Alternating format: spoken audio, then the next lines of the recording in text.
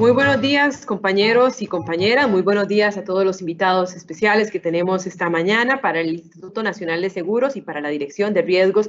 Es un gusto darle la bienvenida a esta segunda edición de la Semana de Riesgos, hoy con la charla Gobernanza Corporativa y Gestión de Riesgos Empresariales en Entidades Aseguradoras. Antes de presentarles a nuestro expositor de esta mañana, les voy a brindar algunas indicaciones básicas y pues bastante generales en realidad.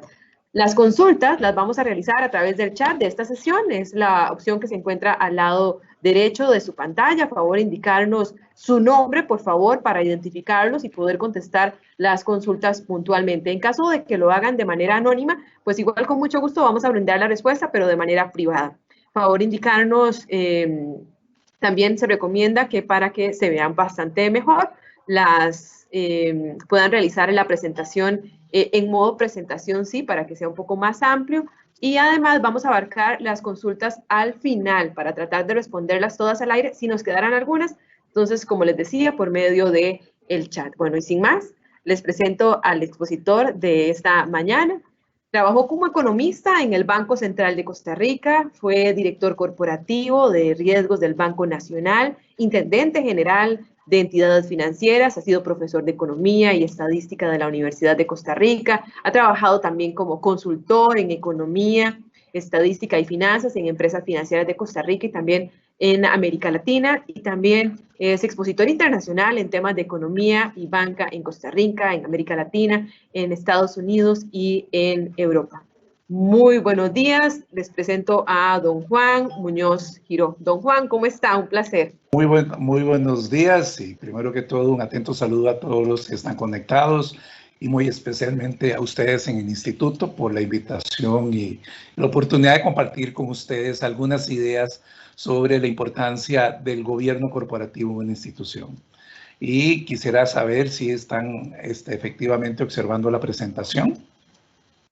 En un momentito, vamos a ver si nos la comparte ahí, don Juan, y ya casi los compañeros van a proyectarla a los demás colaboradores y a las personas invitadas a esta sesión.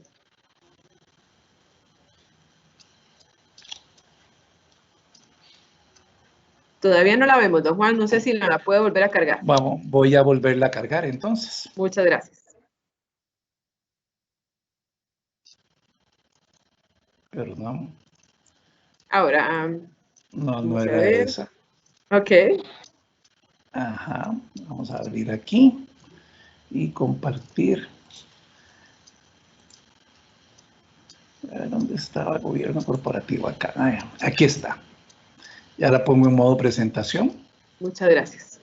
Estamos listos entonces. Ahora sí, sí señor, ya la podemos ver. Muchas gracias, adelante. Muchas gracias. Mis disculpas por los retrasos, los riesgos tecnológicos siempre generan riesgos operativos.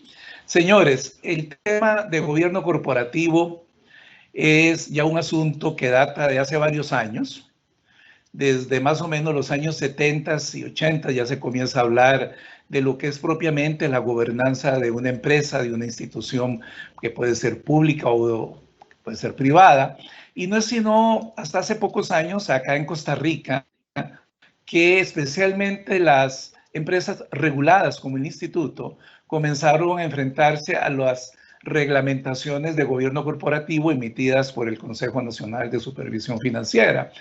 El tema es de data larga, es un tema que viene desarrollándose desde que existe el Comité de Supervisión Bancaria de Basilea y sus principios que han sido adoptados por instituciones reguladoras de seguros, por ejemplo, pues ya vienen calando en el tema. La gobernanza corporativa uno la puede entender como todo un proceso de controles, de políticas, estrategias, rendiciones de cuentas, asignación de responsabilidades que descansa fundamentalmente sobre los hombros de la junta directiva.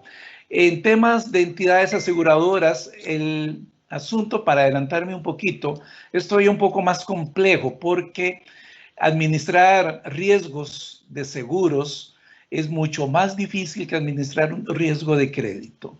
Aun cuando uno puede tener un historial bastante amplio de muchos años de eventos y de siniestros, lo cierto es que es un proceso difícil por la transformación que tiene toda la actividad aseguradora en el tiempo y todos los enlaces que tiene con otros temas de riesgos que no necesariamente están en el sistema bancario. El concepto de gobierno corporativo sigue todavía cuestionándose y sigue planteándose todavía cómo organizarlo de una manera eficiente. ¿Y por qué eso es así? El primer punto es preguntarse qué hace la junta directiva dentro de la institución y dentro del gobierno corporativo, como parte del gobierno corporativo. Y aquí a mí me gusta mucho establecer, enseñar con ejemplos muy prácticos que yo he vivido. Fui miembro de la junta directiva del Banco Hipotecario de la Vivienda desde el 2010 hasta el 2014. He asistido a juntas directivas, fui regulador de bancos. Y entonces siempre queda un sinsabor de hasta dónde puede llegar una junta directiva en su función dentro de la institución. Entonces, ¿cuál es ese papel? Y se los pongo así, hay juntas directivas a las que llega todo. Cualquier decisión, incluso administrativa, pasa por junta directiva y se los digo porque lo viví en la junta directiva del Bambi. Cualquier duda que nosotros le planteábamos al gerente general de entonces, ¿por qué esto viene a junta? Bueno, porque es que lo pide el reglamento, porque lo pide la política o porque lo pide la ley. Y son meramente administrativas, pero también ha habido experiencias, y en Costa Rica las hemos ido superando, en donde la junta directiva nada más se sientan a recibir una dieta y votan sí dependiendo del movimiento de cabeza que haga el presidente de la junta. Muchas veces las juntas directivas descansan en el trabajo del presidente de junta. Entonces, tenemos extremos que hay que irlos balanceando porque las juntas directivas son responsables del desarrollo, del crecimiento y de la solvencia de la institución. Y como responsables que son, esas responsabilidades no las pueden delegar. Entonces hay que encontrar un balance. Y ese balance muchas veces lo tiene que dar el mismo presidente de la institución o, si no es un buen presidente, más bien lo puede destruir. Es un tema de personalidad incluso. Entonces, si nosotros pudiéramos saber a ciencia cierta y estar claros de cuál es el papel de la junta directiva, también tendremos entonces el papel de la administración. Y vuelvo al tema, experiencia propia. A nosotros nos mandan o nos envían temas administrativos a la junta directiva porque la administración sencillamente no quería asumirlos. Y ya uno comienza a decir, bueno, pero está bien, no podemos delegar la responsabilidad, pero esto no nos corresponde. Y era un estire y encoge muy complicado porque ya, y a veces la gerencia sencillamente no iba a tomar la decisión. Todo esto nos lleva a lo siguiente. Si definimos muy bien el papel de la junta directiva dentro del gobierno y de la institución, que no sea solamente sentarse a mover la cabeza, entonces es el socio estratégico. Y aquí voy a irme adelantando algunos aspectos. Las juntas directivas tienen que autorizar los planes estratégicos y los planes estratégicos son visiones a futuro que pueden ir hasta 5 años adelante. ¿Cómo nos imaginamos a Costa Rica en el 2025? Bueno, yo me lo imagino ya sin el problema que tenemos hoy en día, pero eso significa que tenemos que atravesar un periodo de ajustes, algunos estructurales profundos, otros relativamente más simples, pero el mercado, que somos todos nosotros, el mercado no es una cuanta gente, tenemos que irnos adaptando a las nuevas circunstancias y eso significa que las empresas, como organismos vivos compuestos por personas, también tienen que irse adaptando. Y me atrevo a decirles algo, desde que se abrió el mercado de seguros y desde que se aprobó el Tratado de Libre Comercio, yo creo que el INS ha sido la institución que mejor se ha adaptado en el sector público al nuevo tema. Es de las buenas que se ha adaptado, no se adaptó a las demandas de los cambios. Y eso es ver todo en estrategia, verlo a futuro. Preparémonos y probablemente, y se los digo de manera honesta, hay gente que está planteando la venta de la cartera comercial del INS. Bueno, si eso sucede para mitigar el problema de deuda interna que tenemos, ¿cuál va a ser entonces la nueva estrategia del INS? Estamos ahora hablando en el campo de la incertidumbre. Y el campo de la incertidumbre es el campo del riesgo. Es donde la junta directiva tiene que tener claridad como estratega de hacia dónde quiere ver esa institución. Y claro, tiene que balancear el aspecto de que es una institución regulada y estatal con el aspecto de que es una institución comercial. Entonces, vean ustedes los balances que entran ahí y que eventualmente es la junta directiva la que tiene que marcar la ruta y tiene que marcar la cancha. ¿Cómo enfocar esto?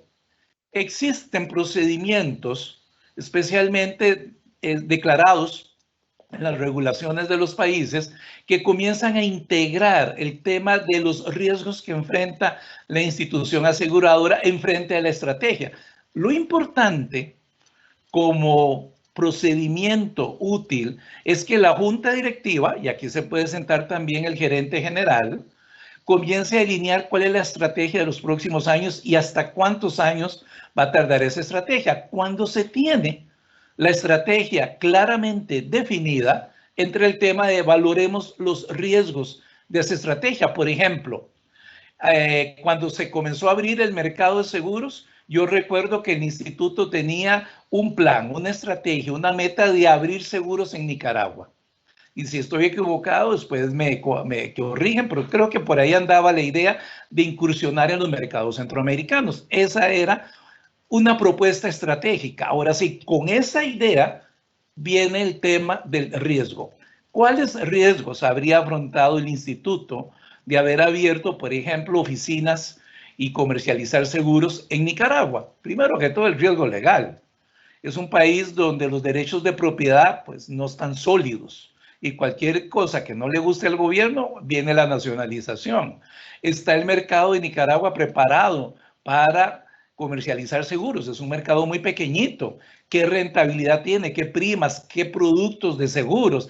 Todo eso, señores, es ir metiendo el riesgo en una estrategia. Y para eso primero hay que tener la estrategia y esta es la junta directiva. Que no sean ocurrencias, que sean estrategias. Y ahora bien, si eso es así, ¿cómo nos organizamos para que la junta directiva tenga una visión de lo que está sucediendo internamente? Uno como directivo no está los 7 días de la semana en la administración y en la operación de la institución. Uno va las veces que sean necesarias a junta directiva. Bueno, deleguemos cierto control, cierto seguimiento en los comités. Y ahí es donde comienza entonces también un conflicto porque yo lo he vivido. Yo he participado en comités de riesgo como asesor externo. Algunos de ellos reportan directamente a la junta directiva, otros ni reportan y hay otros que reportan solo a la gerencia. Bueno, eso está mal. Los comités, especialmente como el de riesgos, que es un comité estratégico y de control, tiene que depender de la junta directiva. Y el gerente puede asistir y puede votar, pero no depende de la gerencia. Entonces hay que ver cómo nos organizamos. Y yo creo que ya en Costa Rica, al menos los intermediarios que yo conozco, han funcionado correctamente. Sí les adelanto que hace varios años yo traté de desarrollar un proyecto en el INS para diseñar toda la gestión del riesgo, pero me topé con la grandísima sorpresa de que las áreas institucionales del INS no se hablaban entre ellas. Y cuando yo estaba trabajando con una de esas áreas, saltó la otra que no sabía ni de lo que estábamos hablando. Entonces, ahí es donde entran los comités a organizar y coordinar. Yo espero que ya eso haya sido superado en el instituto, ¿verdad? Se tiene que encontrar un balance entre junta y administración, definitivamente. No es posible que la administración pase todas sus decisiones por el filtro de la junta directiva. Hay situaciones que son operativas.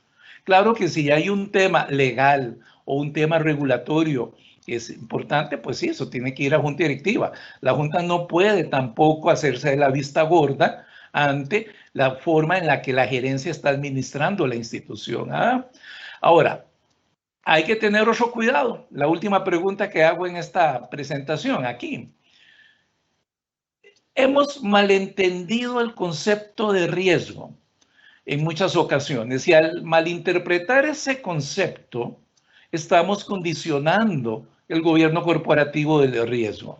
¿Por qué lo hemos confundido? Por dos razones. Primero, cuando aquí las instituciones comenzaron a desarrollar sus unidades de riesgo y sus procesos de riesgo, casi que todas tuvieron un sesgo a tener modelos matemáticos. Y claro, encontramos unidades de riesgos con una matemática que es un alambique endiablado. Y al final de cuentas de ahí salen resultados que a veces uno no sabe ni cómo se interpretan.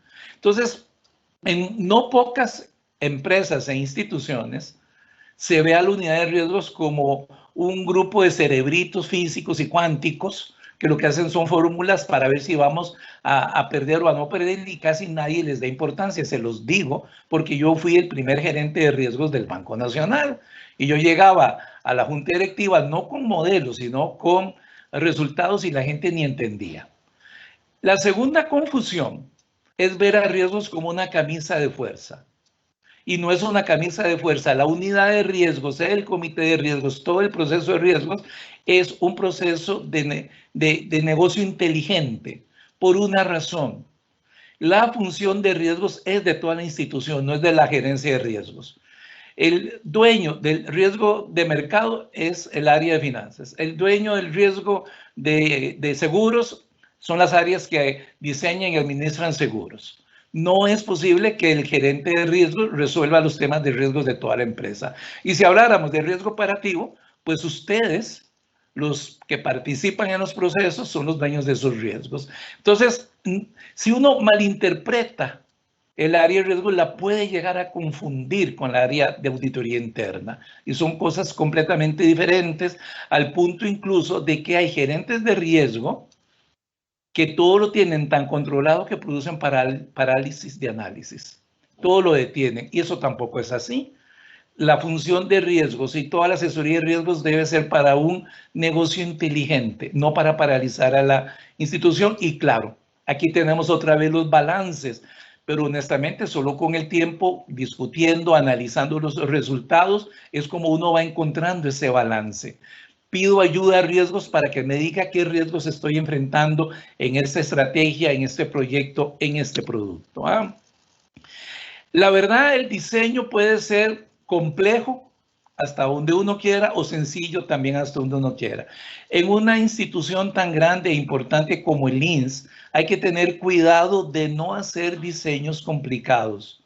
Tener muy bien diseñadas y distribuidas las responsabilidades, los procesos y las tareas, pero que fluyan y que haya comunicación entre todos. No es lo mismo el tamaño y la complejidad del instituto al de una empresa pequeñita.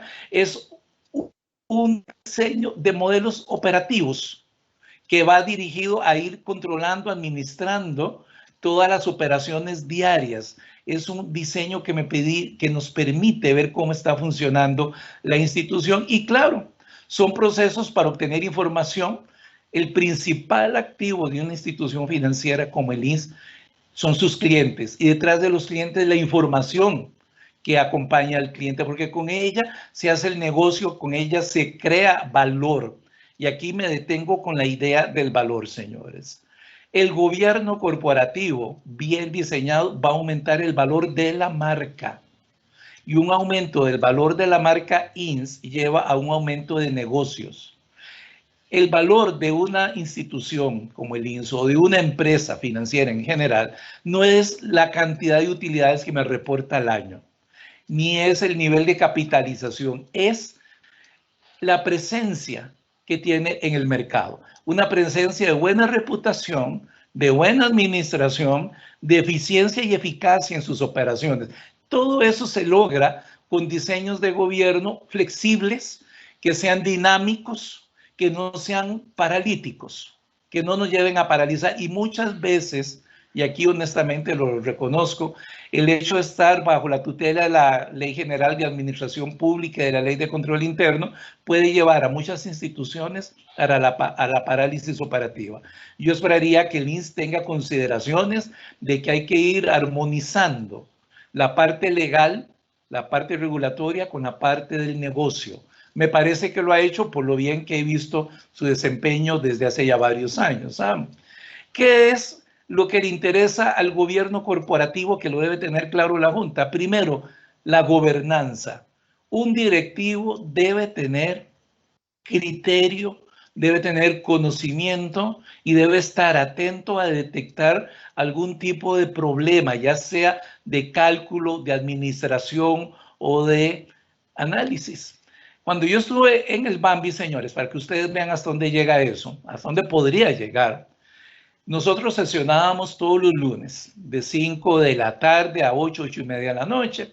Y desde la primera sesión que yo me senté en la Junta, conocí al auditor interno y siempre al final de la sesión, en el punto de varios, siempre le preguntaba a don Rodolfo, desde la primera sesión, don Rodolfo, en el mejor de sus conocimientos, dígame si al día de hoy usted ha detectado problemas de fraudes, conflictos de interés, abusos de confianza, algún problema operativo que puede ser crítico. Señores, todos los lunes le hice esa pregunta durante los 4 años. Entonces, claro, con el paso de los días, tanto el auditor como el gerente llevaban un informe de lo que habían encontrado, algunas cosas muy menudas, otras relativamente importantes, pero se acostumbraron a rendir cuentas y la junta directiva, especialmente en salvaguarda del patrimonio, se acostumbró a cuestionar la posible pérdida de algún proyecto del Bambi. Y eso sucede debería de suceder en todas las empresas e instituciones. Tiene que evaluar desempeño y ahí el desempeño uno evalúa como directivo a la parte gerencial y uno establece escalas de remuneraciones y de bonificaciones y comienza a decir, bueno, si usted va a hacer esto, recuerde que su responsabilidad está aquí, dentro de un tiempo me da la rendición de cuentas. Desempeño no es, señores, aumentar el salario por antigüedad o por un plus de convención colectiva. El desempeño es básicamente productividad.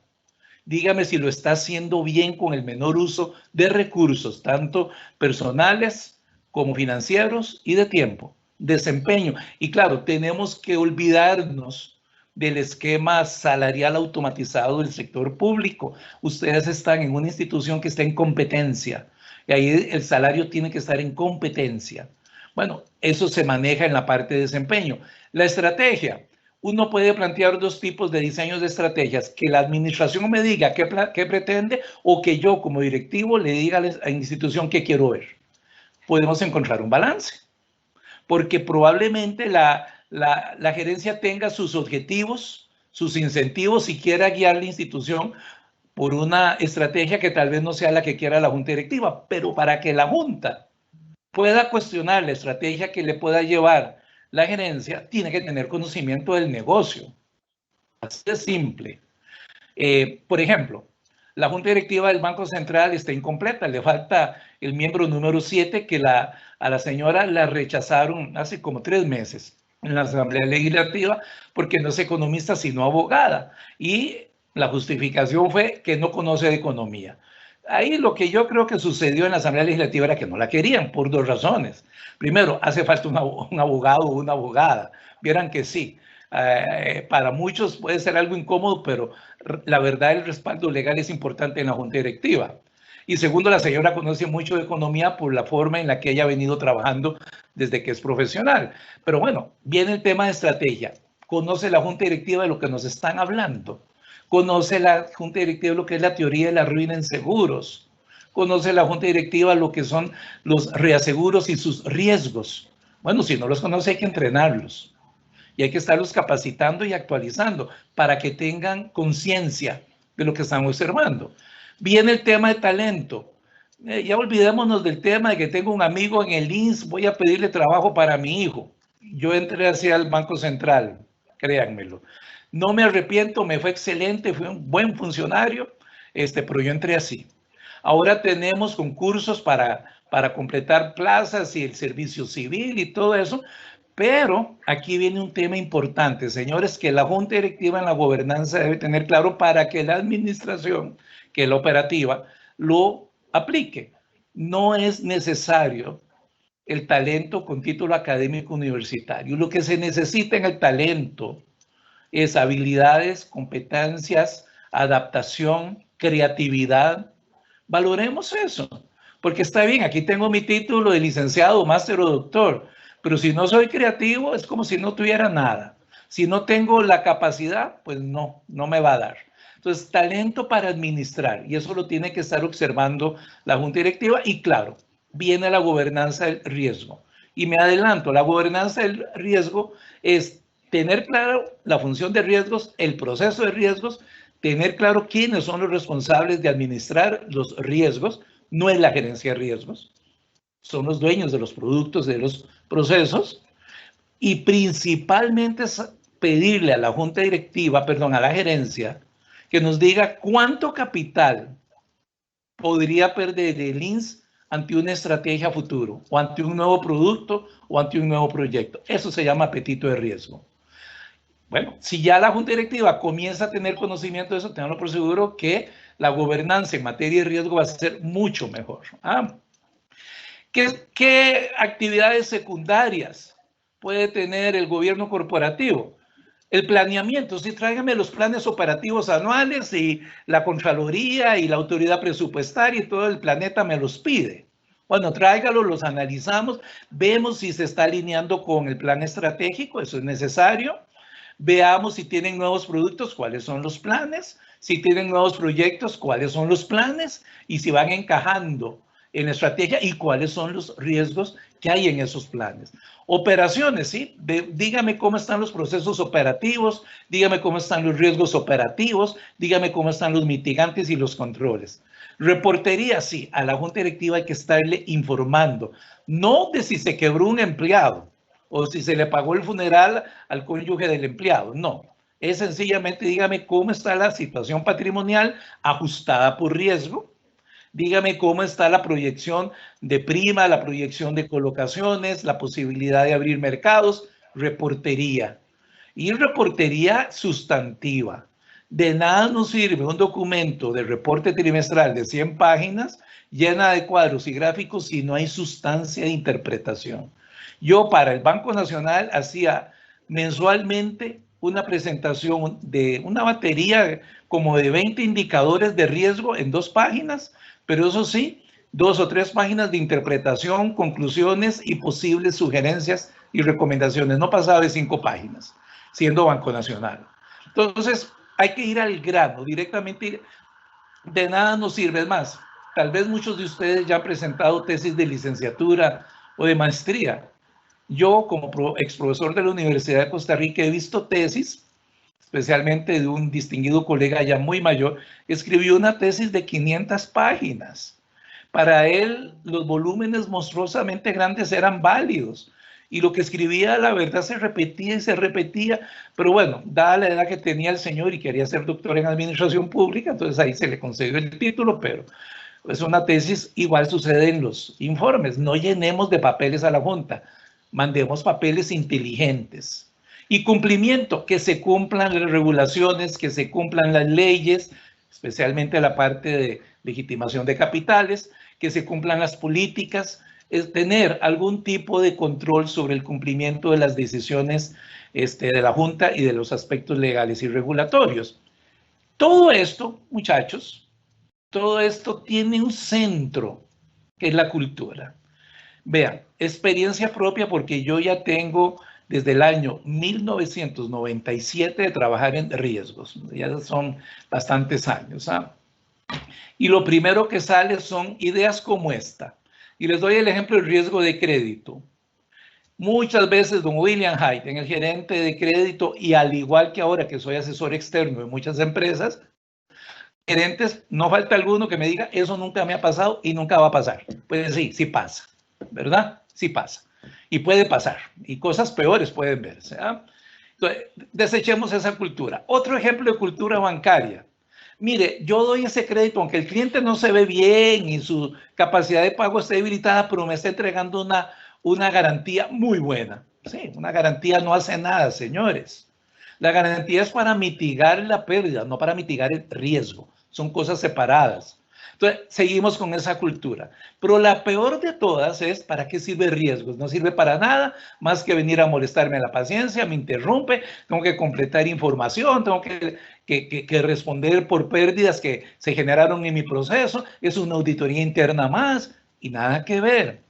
Si ustedes entienden bien la cultura del riesgo, eso es una defensa para ustedes. Ustedes dicen, yo cumplí con los procedimientos, cumplí con las regulaciones, con los procesos, hice mi trabajo siguiendo las pautas que me dictan, que están escritas, aquí están los controles que apliqué y si algo salió mal, yo me libero. Si no, vean la junta directiva que fue destituida en el Banco de Costa Rica. Nada quedó por escrito.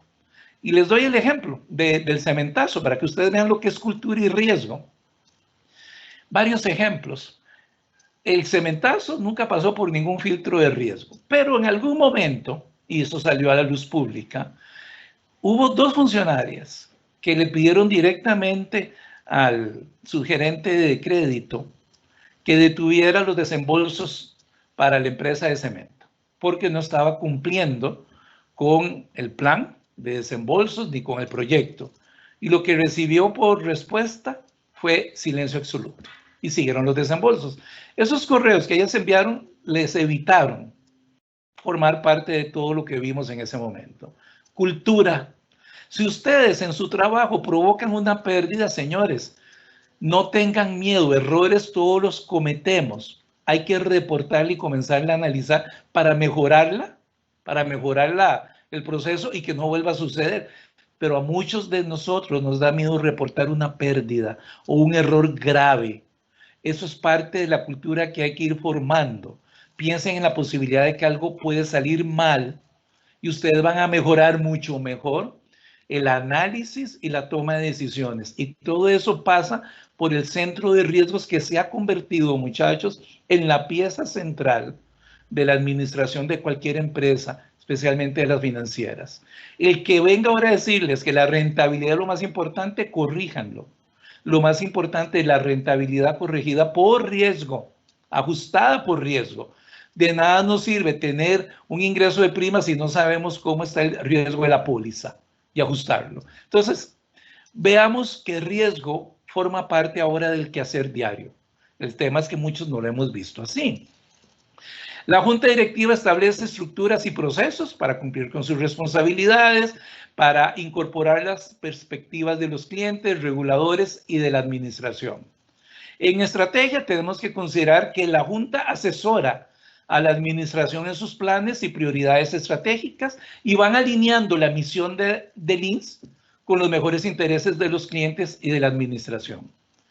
Esto me recuerda, y disculpen que a veces me da por desviarme, no es porque tenga un problema de déficit atencional, es solo para que ustedes pongan todo en contexto con el tema de las juntas directivas y lo que pueden hacer y decir. Hay una serie en Netflix muy linda que en inglés se llama The Crown, La Corona, es la historia de la reina Isabel II. Y en la primera temporada hubo un episodio donde ella le preguntó a su abuela que cuál debería ser el trabajo de la reina, de la corona. Y la reina abuela le dijo, no hacer nada. Ese es el trabajo de la corona, no hacer nada. Y es el trabajo más difícil que hay, definitivamente. Entonces, ¿queremos eso para la Junta? No, a la Junta no la podemos tener callada. A la Junta hay que informarla y que tome decisiones y guíe también. Pero si el trabajo, como hasta hace unos años era en la Junta Directiva, votar sí, votar no, viendo a ver cómo se movía la cabeza del presidente de la Junta, pues no. Eso tiene que ir cambiando y yo creo que ya ha cambiado bastante, ¿verdad? En cuanto a desempeño, sí, la Junta Directiva revisa, aprueba la estrategia, los planes operativos y financieros, la ejecución presupuestaria, la coherencia de los objetivos estratégicos, la coherencia. Yo he visto empresas financieras, especialmente bancos, que dicen voy a duplicar la cartera de crédito en un año. Bueno, ¿cómo lo va a hacer? Bueno, bajando tasas, atrayendo gente de otros bancos, son las peores estrategias. Ahí no hay coherencia. Entonces, al final de cuentas, la Junta tiene que tener conocimiento de muchos aspectos. Pueden ser que algunos de ellos sean especializados, pero tienen que comenzarlos a desarrollar. El tema es de tiempo, ¿de acuerdo?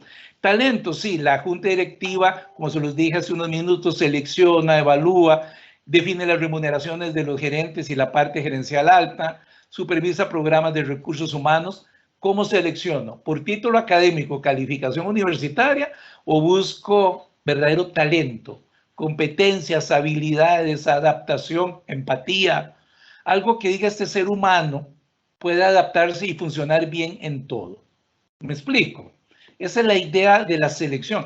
Que venga con conocimientos, perfecto, eso me agrada todavía más, pero ¿cómo es para aplicarlos? ¿Cómo es? y lo necesito, y se los pongo así. Yo me sometí hace unos años a una prueba de competencias, Betzinger se llama la prueba, es muy buena, y salí que soy extremadamente analítico y creativo. Eso significa que a mí me ponen en una unidad de control interno y no hago nada, no puedo. Mi cerebro sencillamente no funciona. Y muchas veces dentro de las empresas estatales, el escalafón se obtiene por antigüedad y no necesariamente por competencia.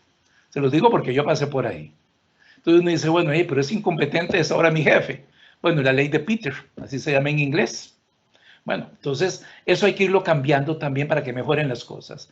La Junta Directiva debe comprender y supervisar las exposiciones estratégicas, operativas, financieras y de riesgo. No es que conozcan toda la matemática tan satánica que tiene el cálculo de riesgos de seguros y cálculos actuariales y todo esto. Es sencillamente tener la visión de qué podría salir mal. Por ahí empezaríamos ya mucho mejor.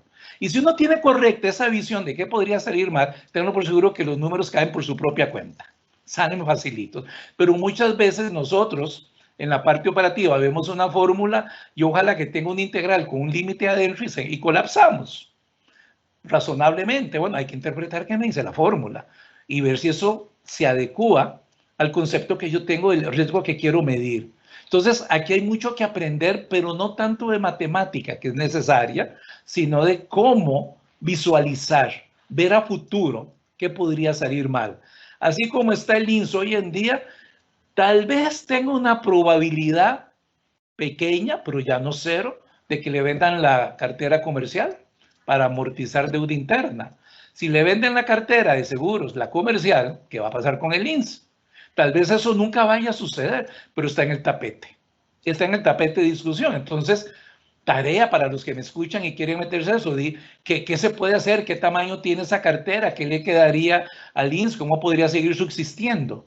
Es un tema de prepararse, igual con el Banco de Costa Rica, que son las dos instituciones a las que mucha gente dice hay que venderlas. Entonces, señores, esas son cosas que se vienen y hay que comenzar a visualizarlas. No porque vayan a suceder, efectivamente, sino porque podrían suceder. Y esa es la diferencia con riesgo. Y claro, la Junta Directiva tiene que declarar el apetito de riesgo, la tolerancia al riesgo y el alineamiento de estos con la estrategia. ¿Qué es el apetito de riesgo? Usted me trae un producto nuevo de pólizas. Usted me trae un producto nuevo de lo que sea. Y me dice que esto me va a redituar y me va a generar tantas ganancias. Ahora sí, dígame cuánto puedo perder. Y usualmente eso no se llevaba a junta. Dígame cuánto del patrimonio del INS podríamos perder si este producto, si este proyecto sale mal.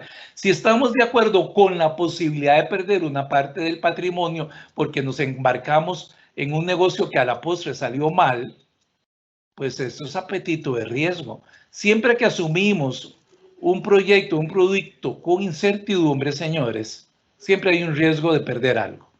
Estamos dispuestos, y si estamos dispuestos, ¿hasta cuánto es ese apetito de riesgo? Y si ya lo vamos viendo, ¿podríamos salvar algo? Sí, proseguimos, tolerancia al riesgo. Claro que llega el momento en que uno dice, mejor suspenda eso, mejor suspéndalo. Por ahí hay una institución pública que en 2 oportunidades, después de haber gastado cierta cantidad de dinero, declaró fallidos los procesos de estructuración administrativa contratados. Bueno, eso es pérdida. Y eso debería haber estado en el círculo enmarcado por el apetito del riesgo. Es un tema que es muy frecuente a veces en las instituciones públicas. El riesgo y la cultura no son procesos independientes. Así de simple. Y ustedes en su vida personal, señores, véanlo bien. Cuando mis hijos fueron adolescentes y estuvieron en secundaria y en la universidad, yo tenía que vigilar qué estaban haciendo. No controlarlos, vigilar. Y si yo veía algo mal, me metía por medio de la cultura. Cuando fui gerente de riesgos del Banco Nacional, había gente que sencillamente no tenía, por así decirlo, desarrollada la capacidad del riesgo. Bueno, hubo que dedicarle tiempo a hacerle ver lo que era el riesgo y a la vez inocularle el concepto de cultura. Van de la mano. La inteligencia del riesgo es alertar, está en el centro del INS, es alertar, esto podría salir mal. Si esto siguiera como va hasta ahora, a esto nos vamos a enfrentar.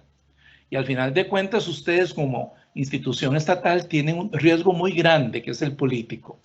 Ahí puede llegar cualquier persona sin conocimientos de riesgo solo a llenar la junta directiva y como agradecimiento alguna ayuda al presidente de turno. Entonces, bueno, hay que ver ese riesgo también dentro de la inteligencia.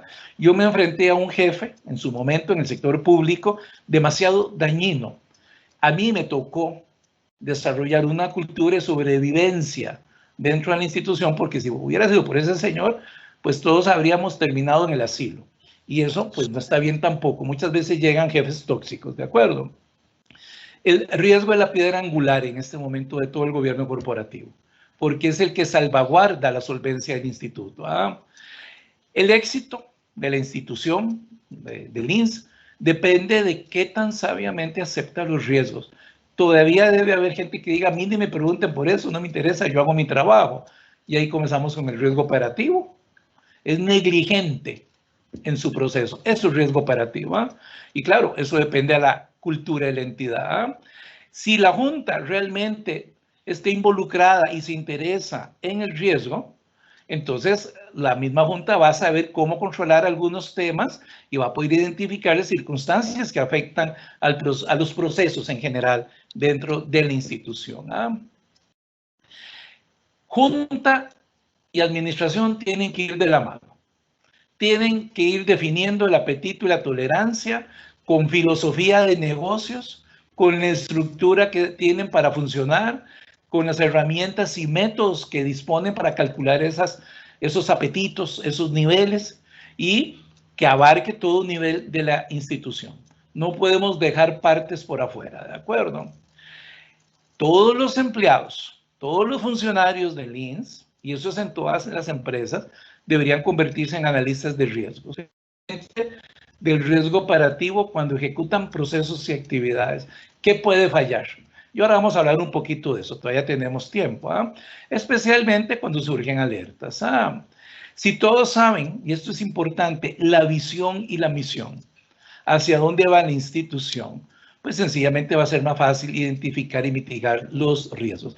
En este punto vuelvo a este tema. ¿Qué tal si efectivamente en la Asamblea Legislativa a la Asamblea llega un proyecto de venta del INS? Bueno, lo primero que ustedes tienen que hacer es salvaguardar la reputación, tratar de que la gente no salga en estampida o que cancelen pólizas. Sencillamente uno podría pensar, mire, si eso se llegara a dar, pues habría una transición hacia un nuevo accionista, un nuevo dueño y calmar por dentro a la gente también. O sea, pónganse a pensar en estas cosas, ¿verdad? Que tarde o temprano podrían presentarse ya en una discusión más seria, igual con otros planes que puede haber de diferente naturaleza. La Junta, como parte de la gobernanza de riesgos, debe comprender en su totalidad los riesgos inherentes. Dígame cuáles son las probabilidades de siniestros en cada línea de póliza. No es que digan cómo calcularlas, es cuál es la probabilidad. Y muchos de ustedes, especialmente los que han pasado por aulas universitarias en las ciencias económicas, probablemente se expusieron en algún momento a los cursos de estadística, muchachos. ¿A ustedes les gustó ese curso? ¿Para qué les sirvió el cálculo de probabilidades? La famosa distribución normal o la probabilidad de sacar una bolita roja o una blanca. Esas probabilidades, muchachos, son las que se aplican en riesgos de seguros para medir la posibilidad de que se llegue a presentar. Bueno, la Junta tiene que conocer eso. No el método, pero sí el resultado. Y a partir de ahí, dígame cuáles son los riesgos y cuánto podrían estar constando de eso. Las expectativas, tanto de los clientes como de los gobiernos y de los reguladores, están cada vez más grandes sobre la Junta Directiva. De ahí la importancia en los reglamentos de gobierno corporativo de la superintendencia, de hacer énfasis en que los que se sienten en la Junta tienen que tener conocimiento del negocio. Ahí no hay otra, o bien irlos formando. Sin embargo, recordemos que es un nombramiento que es transitorio. En cualquier momento se pueden ir, especialmente cuando hay cambios de gobierno.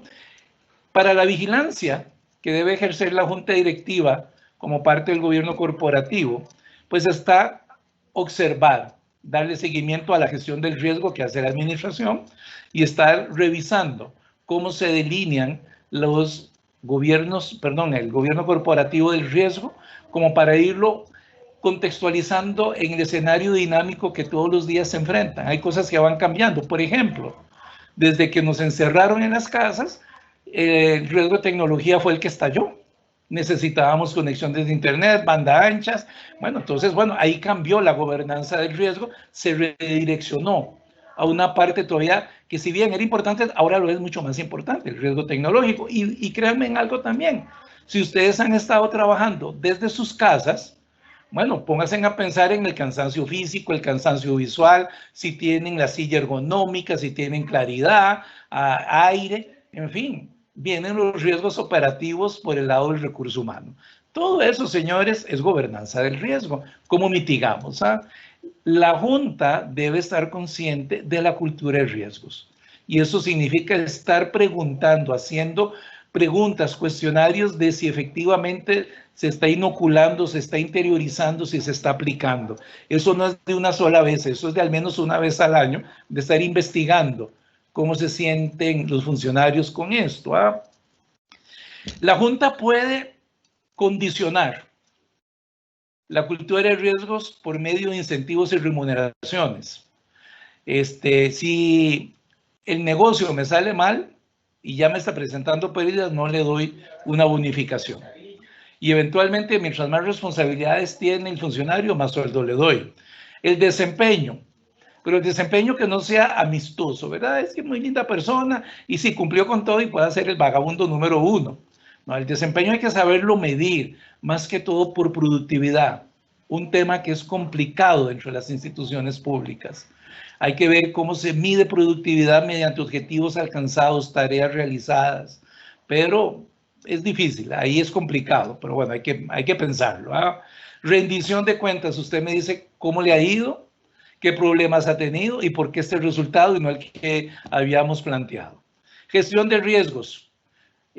Todos son dueños de los riesgos, la gerencia de riesgo los asesora, los puede ayudar en algo, pero ustedes son los que deben administrar el riesgo y estar atento a que algo puede salir mal. La gobernanza del riesgo, efectivamente, usted va creando reportes, informes periódicos de cómo ha ido la gestión del riesgo. Reportería, lo que les acabo de decir, es parte de la gobernanza. El código de conducta, muchachos. En muchas ocasiones, dentro de las empresas, hay conflictos de interés de todo tipo, con celos profesionales, habladurías porque a aquel lo tratan mejor que a mí, relaciones amorosas inconvenientes, ya he vivido algunas que he visto. El código de conducta es evitar conflictos de interés que puedan llevar a pérdidas vía fraudes o pérdidas por negligencia. Un código de conducta es lo único que nos puede funcionar para evitar conflictos de interés. En la práctica, siempre y cuando la gente entienda que hay conductas indebidas.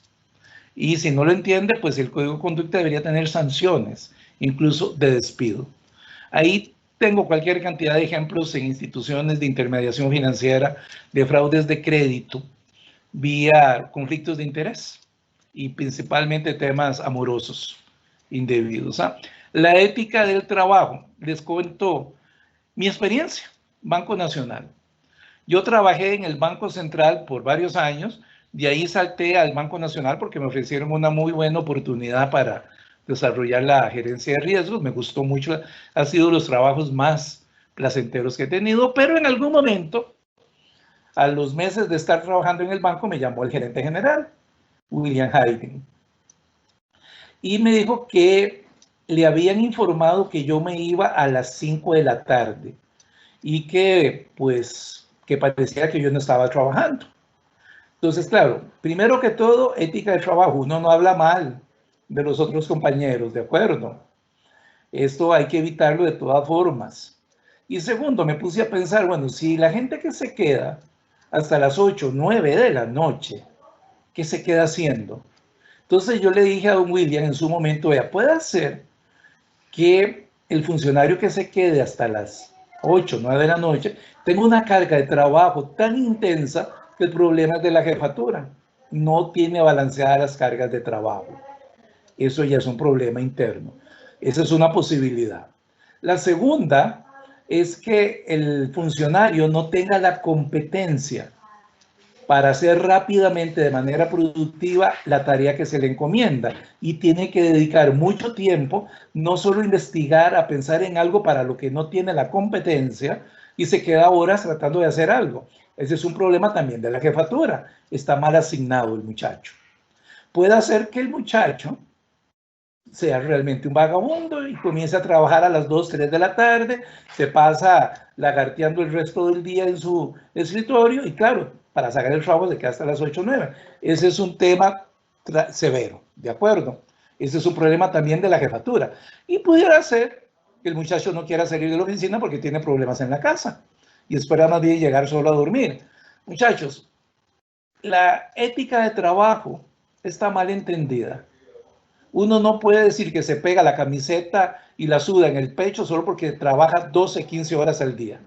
Eso no es así. La ética de trabajo es hacer el mejor trabajo en el menor tiempo posible y que salga bien y asumir después el otro trabajo. Ética. No es necesariamente quedarse más de 8 horas en un puesto de trabajo.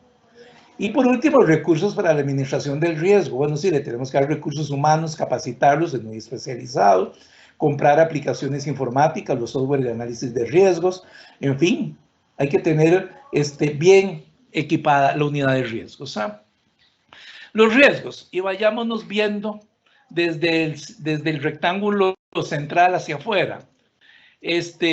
No, perdón, veámoslo desde afuera hacia adentro, queda mejor. ¿Qué tipos de riesgos tenemos? Riesgo de inversión, voy a invertir en títulos financieros, en algún proyecto y expongo capital, puede hacer que lo pierda. En este momento las instituciones que tienen inversiones del gobierno han perdido rentabilidad y valor de mercado de las inversiones por el tema de la calificación del riesgo de nuestro gobierno, que es patética. El riesgo de crédito, bueno, el INS no recuerdo si da créditos, pero si los diera, ahí está el problema de recuperar un préstamo. Tal vez no sea tan importante en el INS. Los riesgos operativos, señores, con ellos convivimos todos los días de toda nuestra vida. Entonces, son las fallas de procesos. Y esas fallas de procesos pueden obstaculizar el desempeño del área y de la institución. Y si son fallas muy complicadas, pueden incluso quebrarla. Entonces, bueno, hay que tener presente que esto se puede controlar y mitigar vía documentación de procesos e identificación de riesgos operativos que hay de diferentes formas. El riesgo de gasto, sencillamente gasto a lo loco, ¿de acuerdo? Planeo, asigno, y aquí tal vez el riesgo de gasto podríamos verlo con la experiencia que muchas veces leemos y vemos con proyectos de instalación de tecnología. Generalmente, los proyectos de tecnología se atrasan y generalmente requieren más presupuesto. Entonces, bueno, tal vez no lo medimos mejor. Riesgo de liquidez, sencillamente no tengo plata para pagar la obligación inmediata. El flujo de caja me falló por alguna razón. Hay que estarlos investigando. El riesgo de reaseguro, estoy reasegurando con alguien que sabe del tema, que tiene solvencia, porque los reaseguradores son enormes y tienen conocimiento de lo que están reasegurando. El reaseguro es porque yo no lo puedo manejar de la mejor manera. El riesgo de suscripción, ¿estoy aceptando algo correcto o no lo estoy aceptando? ¿Me están mintiendo o no me están mintiendo? ¿Verdad? En fin, esos son los riesgos que en general uno puede estar observando. Claro, que eso me lleva entonces a tener que plantear la decisión sobre reaseguros, la decisión sobre suscripción, cuál es el nivel y cobro de primas, los gastos en la gestión de las pólizas y de los seguros en general, cómo notifico siniestros y pérdidas y qué voy a poder pagar, cuáles son los deducibles, cuáles son los elementos que entraron ahí. Siniestros y pérdidas es donde debe estar el control del riesgo y los pagos de siniestros. Todo eso tiene que hacerse de una manera analíticamente integrada para poder aceptar el nivel de riesgo. Y claro, el tema con una empresa aseguradora es que el riesgo no está solamente en el activo, como lo está en la mayoría de los bancos, sino que está principalmente en el pasivo. Entonces, al final de cuentas, tenemos que hacer todo este cuadrito integrado con comités, con políticas, con reglamentos y con procesos para poder tener una idea de la aceptación del riesgo, hasta dónde puedo llegar con mi capital a asumir una pérdida. La naturaleza de las operaciones de seguros es a aceptar riesgos suscritos a cambio de una prima. Se puede definir el riesgo como la posibilidad de sufrir una inesperada pérdida financiera en esa operación de seguro. Y claro, las aseguradoras necesitan gestionar riesgos aceptables, siendo elementos clave la gestión de riesgos, el agrupamiento de las pólizas y la diversificación de riesgos, el control de la exposición al riesgo y la obtención de protección apropiada del seguro. Son los mitigantes. Y aquí me detengo un momento. Cuando una empresa tiene una concentración muy elevada en un producto, su riesgo es elevadísimo. Ese producto falla y quiebra la empresa. La mejor gestión del riesgo de crédito es tener multiplicidad de diversos productos para que lo que suceda en uno no me afecte a lo que suceda en otro y que siempre se mantenga la solvencia. Entonces hay que tener diversificación en este caso de pólizas de seguros. Hay riesgo de suscripción pura. Es el principal riesgo asociado con el negocio asegurador en el que el costo de los siniestros derivados de los contratos difiere de los importes estimados cuando los contratos fueron calculados. Es un riesgo operativo al final de cuentas. Lo estamos viviendo con las pensiones de lujo. Gente que se lleva millones de colones y no cotizaron por ellas. No hay un sistema de pensiones que aguante eso, ¿verdad? La prima pura es la esperanza matemática de la ley de la distribución de la siniestralidad. Aquí entra el cálculo de probabilidades. Y aquí entra distribuciones del número de siniestros. Y solo para los que sepan de eso, bueno, ahí puede haber una distribución de probabilidad Poisson. Ahí puede haber una binomial negativa, una hipergeométrica, es muy interesante para seguros. Y también está la parte de la severidad o la pérdida o el importe de cada una de esas siniestralidades. Y ahí uno puede modelar las pérdidas con una distribución que puede ser logarítmica normal, puede ser una beta, de valor extremo en caso de riesgos extremos. Vean que todo eso, señores, hay que irlo madurando y poniendo en práctica para tener una idea de qué es lo que entra aquí. Sin embargo, incluso aquí puede haber un riesgo operativo en el sentido de que para poder calcular la prima, yo utilizo un modelo que no sea el adecuado, que no conozca otro modelo que sea más conveniente. Es un tema de riesgo operativo también. Y claro, el recargo es cubrir las fluctuaciones negativas de esos siniestros esperados y deberá calcularse sobre la prima pura. Los gastos de administración y el margen son los componentes económico-comerciales del precio del seguro. Eso pues lo tienen. Tenemos el riesgo de estimación incorrecta cuando la previsión de las pérdidas está basada en un inadecuado conocimiento de la distribución de probabilidad o cuando las hipótesis subyacentes son incorrectas. Hay riesgo de desviación aleatoria. Las pérdidas se desvían inversamente debido al incremento aleatorio de la frecuencia o la gravedad de los siniestros. Vamos a ver. A raíz de la pandemia leí hace un tiempo que se dispararon las ventas de bicicletas. Bueno, eso puede, si los que manejan bicicleta ahora, que antes no lo hacían, tienen seguros de vida, pues ahí hay un elemento aleatorio adicional que surgió por algo inesperado completamente. El riesgo de cambio, que es la desviación negativa de las pérdidas por cambios impredecibles en los factores de riesgo que causan un incremento en la frecuencia. Sí, tengo una póliza de salud, pero me morí por culpa del COVID. Y recordemos que esta fue la primera definición o el primer tema que salió con la pandemia. Las pólizas de seguros de médicos tienen cobertura para el SARS-CoV-2. Al principio algunos dijeron que no y luego viendo la letra menuda dijeron que sí.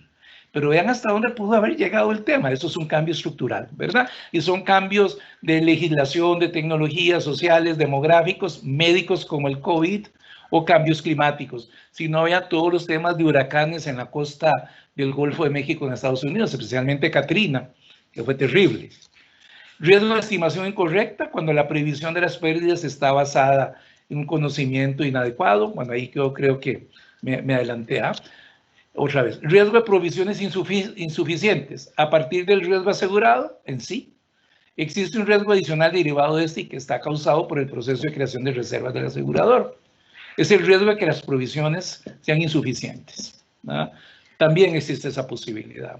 Riesgo de gestión de la suscripción, más que todo asociados con los procedimientos de suscripción de los seguros para controlar la calidad de los riesgos aceptados, la prudencia en la evaluación de las primas, las exposiciones al riesgo y la capacidad de suscribir riesgos. Uno, muchas veces, señores, tiende a mentir o a ocultar información. ¿Usted es fumador? No, jamás. ¿Usted es bebedor? Bueno, ahora se dice socialmente. Bueno, ¿qué es eso? ¿Es una copita de vino al día o es una persona adicta? Uno tiende a mentir muchas veces o omitir la información, y si uno no la verifica por algún medio, estamos incurriendo en un riesgo de gestión de la suscripción, ¿verdad? El riesgo de crédito, bueno, sencillamente cuando el corredor el cliente pues no paga, no cumple con sus obligaciones contractuales. Según Solvencia II, que es el marco europeo de regulación de los seguros, el riesgo operativo es el riesgo de pérdida derivado de la inadecuada definición de procesos internos. Algo falla ahí, o fallan los sistemas, o hay sucesos externos. Solvencia II ya nos está impregnando, y es un tema que ya lo vemos en las reservas técnicas y en los márgenes de solvencia. El riesgo de reaseguro. El nivel de protección disponible de una aseguradora se establece por extensión y calidad del reaseguro. Si la cobertura es insuficiente, pues puede provocar dificultades en caso de un gran siniestro o incidente. Riesgo de mercado de inversión, sencillamente cuando cambian los precios de la economía, me cambian las inversiones de la aseguradora y ahí podríamos tener reservas técnicas invertidas. Riesgo de liquidez, me quedé sin plata para pagar las obligaciones en los próximos días o semanas o meses. Riesgo de gestión del activo y del pasivo. Toda institución financiera tiene activos que reditúan tasas de interés y tienen pasivos que devengan tasas de interés.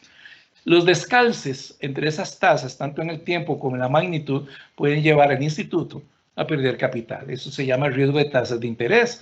Se puede calcular, no es difícil, pero sencillamente responde a la pregunta de cuánto capital podría perder el INS si variaran las tasas de interés hacia arriba o hacia abajo de sus activos y sus pasivos. Y por diferencia se ve entonces el impacto que podría tener el patrimonio. Eso habría que verlo. Riesgos de gasto. Es un riesgo especial de las aseguradoras de vida, que tienen unos costos fijos muy altos y que tienen que ser recuperados del importe de la prima, por lo que su recuperación depende del número de pólizas vendidas. Riesgo de interrupción de pólizas. El asegurado cancela la póliza antes del vencimiento, surge el riesgo de no recuperar los gastos fijos o normalmente en productos de vida cuya duración es mayor que los de no vida. Es un tema ya también de riesgo de crédito. Tenemos riesgos sistemáticos, legales y jurisdiccionales. Si el INS va a Centroamérica, pues tiene que conocer muy bien la jurisdicción de cada país. Riesgos de cambios en el mercado. La apertura del mercado asegurador fue todo un tema para el INS. Hay riesgos sistémicos, riesgo de valor de fluctuaciones de inversiones, de cambios del medio ambiente. Por ejemplo, los derrumbes y se llevaron aquellas casas que estaban aseguradas. Riesgos de cambios sociales. Nos vamos envejeciendo, demografía. Y ahí las pólizas de vida tal vez haya que revisarlas. Riesgo de ciclos económicos, especialmente si hay seguros de desempleo y cuestiones de eso. Riesgo de inflación, riesgo de cambio tecnológico. Y con eso, señores, termino mi presentación.